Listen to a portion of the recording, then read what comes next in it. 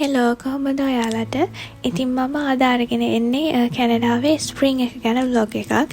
මේ ව්ලොග් එකේ අප්‍රේල් මාසෙයි මයි මාසෙයි දෙකෙන්ම රෙකෝඩ් කරපු ඒවා තියෙනවා. මේ තියෙන්නේ අප්‍රේල් මාසේ පාක් එක තිබුණ විදිහ. ඉතින් පුංචි දාලු හැදෙන්න පටන් අරන් තිබුණා. තනකොළ නම් හොඳට හැදිලා තිබුණා.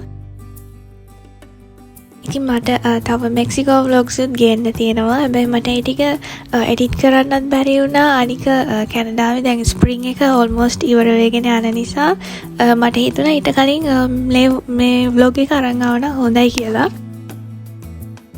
මේ පාක් එකේ මේ දිය පාර නම් මම ඔයගොල්ලන්ට පෙන්නලා නැහැ. මොකද මේ මම ගොඩක් අර වින්ටර් එකේනේ පාක් එකේ ව්ලොග්ස් දැම්මේ. ඉතින් ඒ කාලේ මේ ඇතුළට යන්න බෑ හොඳටම හිම. ඉතින් දැන් ස්ප්‍රින්ග් එක වෙද්දී පාක් එක තියෙන්නේ මෙන්න මේ වගේ. ඉතින් මේක තව ටික දවසක් යද්දී කොළ පාටින් පිරීලා යනවා. මේ අප්‍රේල් මාසේ අග ඉතින් මම අද ආවේ මලක් හොයාගෙන. ඒක මේ ස්ප්‍රින්ග් එක පටන් ගද්දිම වගේ පිපෙන මලක්. මෙන්න මේ මල. ඒකේ නම yellow trout lily. මේක දැනට නම් මේ 1-2යි පිපිලා තියෙන්නේ මේ අප්‍රේල් වෙද්දී. හැබැයි මේක මේ හැම ගහේම පිපුණාම හරිම ලස්සනයි. මේපල් වල මලුත් පිපිලා මේ දවස්වල. මගේ මෙහි කැනඩාවේ මගේ ෆේවරිට් ගහ. හැබැයි මං ආසම නැති මල පිපෙන්නෙත් ඒ ගහේ. මම ඔයාලට පෙන්නන්නම්. මේපල් ගහ ලස්සන වුණාට ඒකේ මල නම් ලස්සන නැහැ මට. මොකද ඒකේ පාටක් නැහැ. ඒක කොළ පාටයි.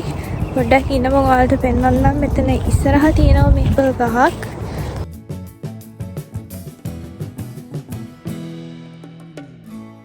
මේ තියෙන්නේ මේපල් මල්. ඉතින් ඔයාලා මේපල් කොළ නම් දැකලා ඇති. ඒ කියන්නේ රූපයකින් හරි ඇත්තටම හරි දැකලා ඇති. හැබැයි මේපල් මල් දැකලා නැතුව ඇති ගොඩක් අය. ඉතින් මමත් මේක මලක් කියලා හිතාගෙන හිටියේ නැහැ ඉස්සර. මං හිතුවේ මේ කොළ කියලා.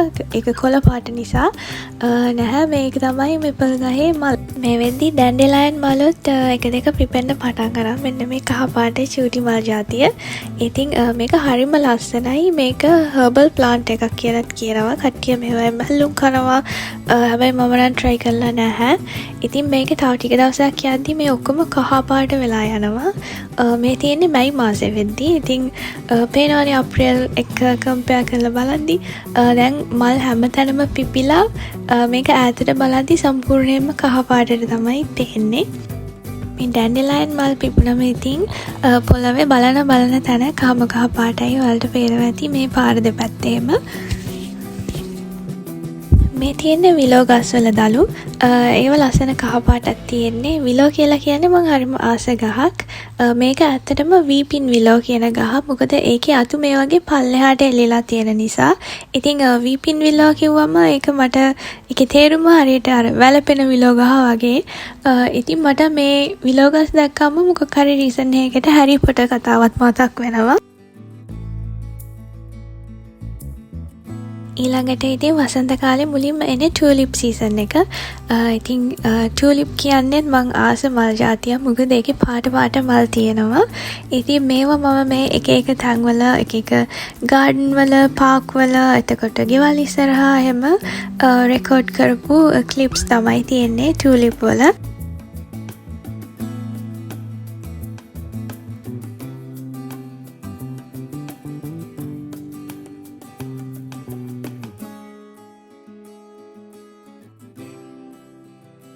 මෙන්න මේ මල් ටික හරියට රෝස මල් වගේ. ඒක අර අපි හැම වෙලෙම දකින ටියුලිප් නෙවෙයි.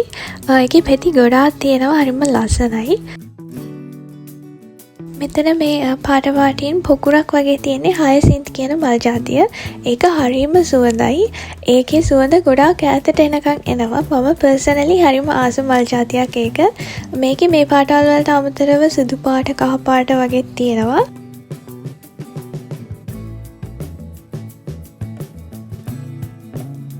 ඩැෆඩිල් කියලා කියන්නේත් වසන්ත කාලේ මුලින්ම පිපෙන මල් ಜಾති වලින් එකක්. මම ඩැෆඩිල් වල ගොඩක්ම දැකලා තියෙන්නේ මේ සුදු පාට මලයි.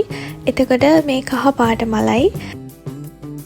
මේ තියෙන්නේ ග්‍රේප් හයසින්ත් කියන මල. මේකත් සුවඳයි. එතකොට මේ තියෙන්නේ basket of gold කියන මල. මේකේ මට සුවඳක් තිබ්බට මතක නැහැ. මේකත් හරිම ලස්සන මලක්. ඉතින් ටියුලිප් මල් පිපෙන්න පටන් අරන් ටිකකට පස්සේ පටන් ගන්නවා චෙරි මල් සීසන් එක. නැත්නම් අපි සකුරා කියලා කියන්නේ. ඉතින් මට ඇත්තටම මේ පාර හරියට සකුරා බලන්න බැරි වුණා. මොකද මුලින්ම අපි යද්දි පොහොට්ටු තිබුණේ පිපිලා තිබ්බේ නැහැ. ඊළඟට අපි යද්දි මල් ටික පාර වෙලා ගිහිල්ලා. ඉතින් ඒ නිසා මෙතන මේ ක්ලිප්ස් මං ගිය අවුරුද්දේ ගත්ත ඒවා. මෙන්න මේවා නම් මේ අවුරුද්දේ ගත්ත ඒවා.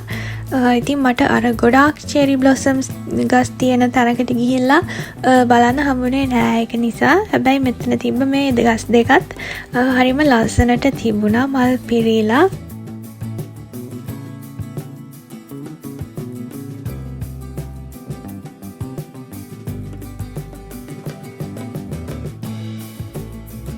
චෙරි බ්ලොසම්ස් වලට පස්සේ මැග්නෝලියා මල් පිපෙන්න පටන් ගන්නවා. මැග්නෝලියා කියන්නේ මං ආස මලක්. ස්පෙෂලි ඒකේ නම නිසා. ඒකේ නම හරිම ලස්සනයි කියලා මට හිතෙනවා. මම මැග්නෝලියා වල දැකලා තියෙන්නේ මේ සුදු පාට මැග්නෝලියා, ඒ වගේම රෝස පාට and රෝස පාට එකේ තව ෂේඩ්ස් තියෙන මැග්නෝලියා.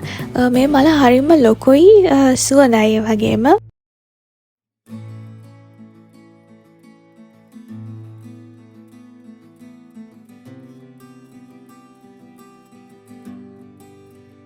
ඉතින් ඔය ෆේමස් මල් වර්ග පිපෙන අතරේ අනිත් ඔය පොඩි චෙරි ගස්වල, අපල් ගස්වල, පෙයා ගස්වල එහෙමත් මෙන්න මේ මල් පිපෙනවා.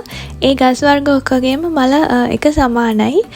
මේ වගේ ලස්සන සුදු පාට, ලාරෝස පාට මලක් තමයි පිපෙන්නේ. මම දන්න විදිහට ක්‍රැබ් ඇපල් ගහක්. ඒකේ චූටි ඇපල් ගෙඩියක් හැදෙනවා. හැබැයි ඒව කනවද නැද්ද මන් දන්නේ නැහැ. ඒකේ මල් පිපුණාම රතු පාටයි, ඊට පස්සේ පර වෙද්දි මෙන්න මේ වගේ ලාරෝස පාටයි. දැන් මේ වැස්සකට පස්සේ ඉතින් මේ මල් පැටි ඔක්කොම හැලිලා තියෙන්නේ. මේ රතු පාට මල් රෝස පාටට මේකේ හැරිලා තියෙනවා පර වෙන්න ලඟ වෙද්දි. ඉතින් මේ ගස් යට බිම මේ වගේ මල් පැටි පිරීලා මේ කාලේට හරිම ලස්සනයි. වසන්ත කාලේට ඇත්තටම බලන හැමතැනම මල්ම තමයි තියෙන්නේ. එක පාටවල් වලින්. ඉතින් හරිම ලස්සන කාලයක් තමයි කැනඩාවේ ස්ප්‍රින්ග් එක කියලා කියන්නේ. කහපාට මල් ජාතියත් මෙහි ගොඩක් බලන්න පුළුවන් මේ කාලෙට. මේක ගොඩක් වැටවල් වලට තමයි හිටවනවා මම දැකලා තියෙන්නේ. මම මේකේ නම ඇත්තටම දන්නේ නැහැ. හැබැයි ලස්සන මලක්. මේ තියෙන්නේ මැයි මාසේ අග වෙද්දි පාක් එකේ තියෙන විදිහ. දැන් ඉතින් අර අප්‍රේල් මාසෙත් එක්ක කම්පෙයාර් කරලා බලද්දි දැන් ගොඩාක් කොළ හැදිලා තියෙනවා. හැබැයි තාම සම්පූර්ණයෙන්ම කොළ හැදිලා ඉවර නෑ. මේ තාම තියෙන්නේ දලු. මං අදාවේ මං කැමති මලක් හොයාගෙන. ඒකට මේ ඇතුළට යන්න ඕනේ මෙතනින්. හිම වැටෙන කාලේ නම් මම මේ හරියට ගියේ නැහැ. ඔයාලට මේ හරිය පෙන්නලා නැහැ ඒක නිසා. මොකද මේ හරිය යන්න බෑ හිම පිරিলা. හැබැයි සමයි කියනම් මම පාක් එකේ වැඩිපුරම ඇවිදින්නේ මෙන්න මේ කැලාව ඇතුලේ. අපි ගිහින් බලමු මං හොයාගෙන ආපු මල තියෙනවද කියලා. ඒ මල පිපෙන්නේ මේ කාලේ. හැමදාම එකම තැනක තමයි මල පිපෙන්නේ. හරිනම් පිපිලා තියෙන්න ඕනේ දැන් මෙතන. මේ මැයි මාසේ අග තමයි දැන්. අද මැයි 22.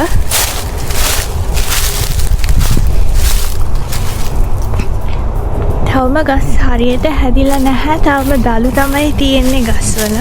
මේක හැදුනහම සම්පූර්ණයෙන්ම ලොකු කලාවක් වගේ තියෙන්නේ.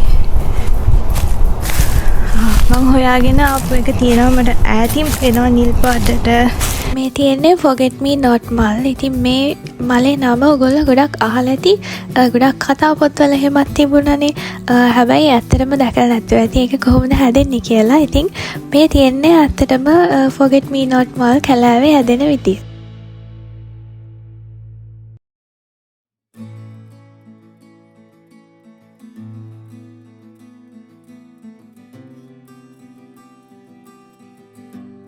ඔයාලා ඕක් ගස්වල මල් දැකලා නැත්නම් මෙන්න බලා ගන්න. මේ ටසල් එකක් වගේ පල්ලෙහාට එල්ලිලා තියෙන්නේ ඕක් මල්.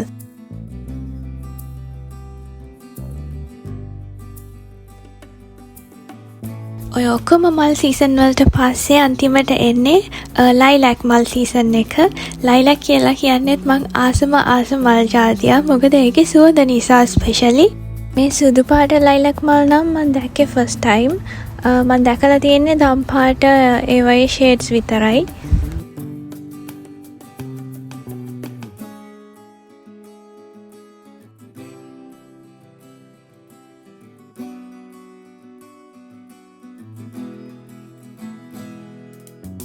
අපේ ඔෆිස් එක අයිනෙත් ලයිලක් මල් ගොඩාක් පිපෙනවා. ඉතින් මම අනිවාර්යෙන්ම මගේ බ්‍රේක් වලදී ගිහිල්ලා බලනවා මේ මල්. ඉතින් මම ගොඩක් වෙලාවට එළියට වෙලා ඉන්නවා මට හම්බ වෙන බ්‍රේක්ස් වලදී මේ ලස්සන මල් බල ඒවයේ සුවඳ බල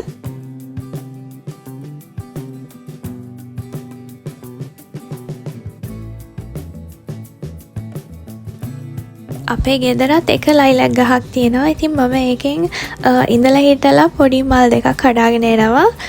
මොකද ඒක හරිම සුවඳ නිසා මං ආසයි ඒක ගේ ඇතුලේ තියාගන්න. මේ කාලේට වැඩිපුරම දකින්න හම්බ වෙන සත්තු జాතියක් තමයි මේ කැනඩා ගූස්ලා.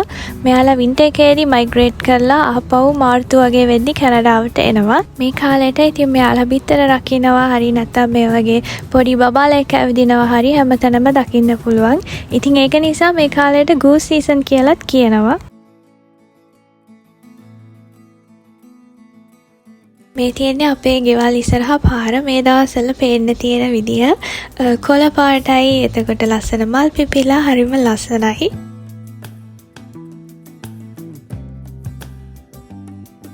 ඉතින් ස්ප්‍රින්ග් එකේ වැඩි හරියක්ම මම ඉන්නේ පාක් වල එළියේ පාරේ ඇවිද තමයි. මට නිවාඩුවක් තියෙනවා නම්